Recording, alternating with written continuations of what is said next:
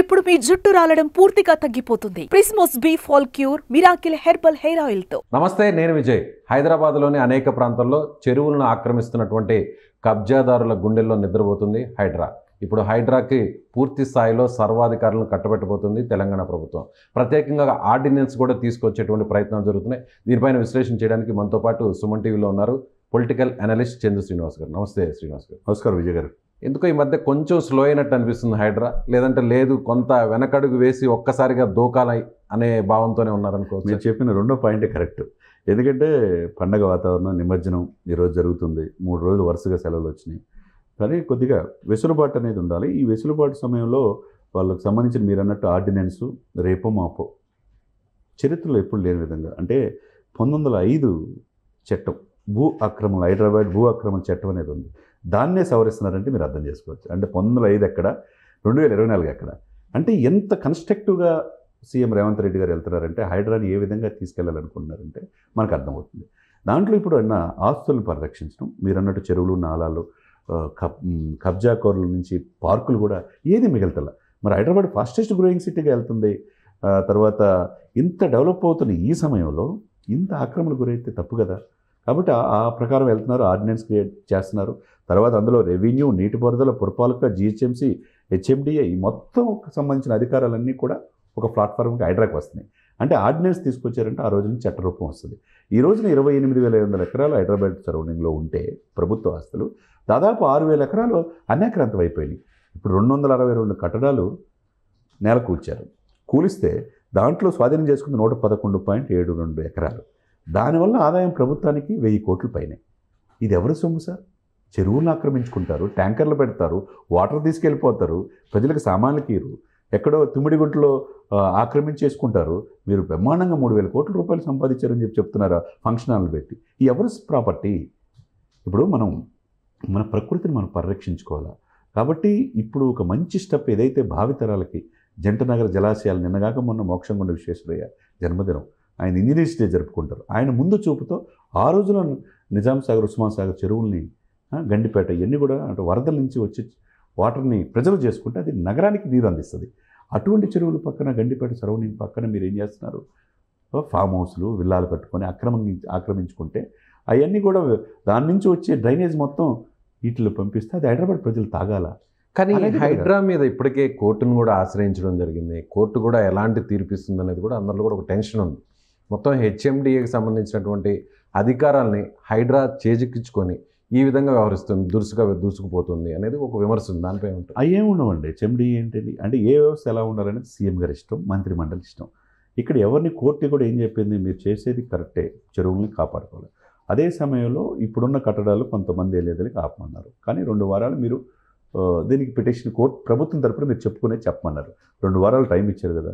2 వారాలు ఎందుకు? 2 రోజుల్లో మీరు చూడండి. అంటే కోర్టులో కేసు నడుస్తుంది కాబట్టి, ఈ వ్యవహారం ఉంది కాబట్టి కాస్త స్లో అయింది అనుకోవచ్చా?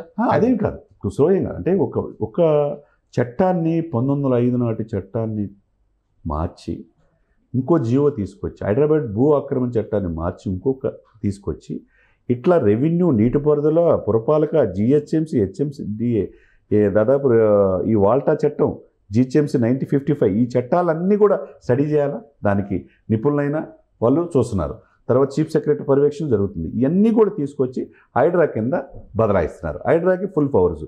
రేపు ఏ కట్టడాలు కట్టాలన్నా హైదరాబాద్ హైడ్రా నుంచి అనుమతి. ఇప్పుడు పైగా ప్యాలెస్ ఉంది బేగంపేట దగ్గర, చాలా పెద్దది. అది మెయిన్ ఆఫీస్గా చేస్తున్నారు. 3 central zone, north zone, south zone, ఈ 3 జోన్లు కలిపి 3 ఐపీఎస్ ఆఫీసర్లు చేస్తున్నారు. ఆల్రెడీ మనం చూసాం. కొంతమంది 10 మంది ఎస్ఐలు వేశారు. అంటే అన్ని బ్రాంచ్లు సమర్థవంతమైన వాళ్ళని దీన్ని తీసుకొచ్చి రంగనాథ్ గారిని పర్యవేక్షణలో ఉంచుతున్నారు. ఇప్పుడు సివి ఆనంద్ లాంటి సమర్థవంతమైన వ్యక్తి కమిషనర్గా ఉన్నాడు. ఇప్పుడు రంగనాథ్ గారిని మొన్న పోలీస్ పెరేడ్లో కూడా, పాసింగ్ అవుట్ పెరేడ్లో కూడా రేవంత్ రెడ్డి గారు చెప్పారు, కోర్టులోనే కొడతాము, మొత్తం కొట్టేస్తాం, కోర్టులో ఉన్నా మేము దాన్ని తేల్చుకుంటాం అన్నాడు. అంటే ఏంటి అంటే ఒక పరిపాలించే వ్యక్తి సమర్థవంతంగా రేవంత్ రెడ్డి గారికి ఎంత పేరు వచ్చిందంటే ఇటువంటి వ్యక్తి ముఖ్యమంత్రిగా ఉండాలనే ఆలోచన మామూలు సామాన్య ప్రజలకు వచ్చింది. ఏదో ఒక 10% కొద్దిగా ఇబ్బంది, ఎందుకంటే 80 to 90% హ్యాపీగా ఫీల్ అవుతున్నారు. ఆయన అంతమంది చెప్పాడు, పోలీస్ అనేది ఒక భావోద్వేగమైన పోస్టు, మీకు సర్వాధికారాలు ఉన్నాయి, మీ వెనక మేము ఉన్నాము, హైడ్రాని ఎక్కడ కూడా మేము ఇచ్చేము, దాంట్లో ఇన్వాల్వ్ కావు, ఎవరైనా నా ఫ్యామిలీ ఉన్నా, ఎవరు నా పార్టీ వాళ్ళు ఉన్నా ఎవరినో కొట్టేయమంటున్నారు.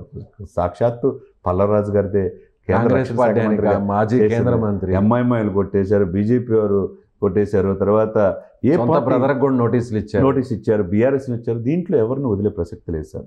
ఇప్పుడు రాబోయే 1 monthలో చాలా కీలకం ఈ హైడ్రాకి.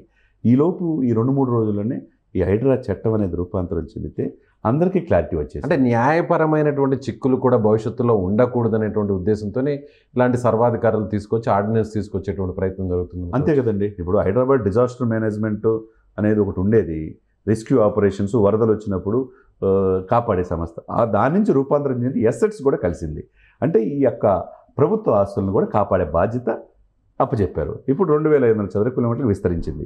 చుట్టుపక్కల 45 గ్రామాలు కూడా హైదరాబాద్, రంగారెడ్డి, మేడ్చల్తో పాటు సంగారెడ్డి కూడా కలిసింది. సో ఆ బాధ్యత కంటే ఇప్పుడు ఈ బాధ్యత ఎక్కువ పెరిగింది. జనరల్గా ఏదైనా విపత్తులు జరిగినప్పుడు, ఏదైనా వర్షాలు వరదలు వచ్చినప్పుడు రెస్క్యూ టీమ్స్ని ఆపరేట్ చేసే విధంగా హైడ్రాని ఏర్పాటు చేశారు. ఇప్పుడు ఆస్తుల్ని కాపాడే విధంగా హైడ్రా రూపాంతరం. డెఫినెట్గా ఇప్పుడు 20 రోజులు కట్టడాలు మనం కూల్చేస్తే ఎన్కన్వెన్షన్ నాగార్జున గారి ఇవన్నీ అయిన తర్వాత ఎవరిని ఉపేక్షించట్లేదు అర్థమైపోయింది. తర్వాత ఎప్పుడైతే మొన్న 2 రోజులు వరదలు వచ్చి ఖమ్మంలో మున్నేరు మునిగి వరదలు ఎంత తీవ్రత నష్టం పట్టిందో మనం చూసాం. అప్పుడు విలువ తెలిసింది. అది చెరువులు మనం కాపాడుకుంటే ఆ చెరువుల్ని వాటర్ ప్రెజర్. ఖమ్మంలో వచ్చిన పరిస్థితి, విజయవాడలో వచ్చిన పరిస్థితి, హైదరాబాద్కి వస్తే ఏంటి? అంతే. ఆ ఆలోచన సీఎం గారు చెప్పాడు. మున్నేరు ఆక్రమణకు గురైందన్నారు. తర్వాత కర్నూలులో, మహబూబ్నగర్లో జరిగింది, హైదరాబాద్లో జరిగింది. రేపు రోజున హైదరాబాద్లో ఇటువంటి వర్షం వస్తే మన పరిస్థితి ఏంటి? కృష్ణా పొంగి, బుడమేరు పొంగి ఏమైంది? 90%. విజయవాడ పరిసర ప్రాంతాల్లో కొన్ని గంటల్లోనే 30 సెంటీమీటర్ల వర్షం పడింది. ఇప్పుడు ఎప్పుడు లేని 100 సంవత్సరాల చరిత్రలో లేని విధంగా వచ్చింది. కృష్ణమ్మ పొంగింది, ఇక్కడ మున్నేరు. ఇవన్నిటి కారణం ఏంటంటే ఆక్రమణలు, చెరువులు, నాలాలు, కుంటలు, పార్కులు ఏది వదలతలేదు సార్. కాబట్టి దీంట్లో కన్స్ట్రక్టివ్గా ఈరోజు దేశవ్యాప్తంగా చర్చనీయాంశం హైడ్రా. అలాంటి వ్యవస్థ మనకు కూడా తేవాలని చెప్పేసి ప్రశంసిస్తే పవన్ కళ్యాణ్ కూడా అలాంటి నిర్ణయం జరగబోతుంది అనేది ఇప్పుడు చర్చ నడుస్తుంది. అక్కడ ఉన్న మంత్రి నారాయణ గారు కూడా, నారాయణ అన్నారు, జనసేన సీనియర్ నాయకుడు బొలిశెట్టి సత్యనారాయణ గారు అన్నారు, చివరికి పవన్ కళ్యాణ్ గారు అన్నారు.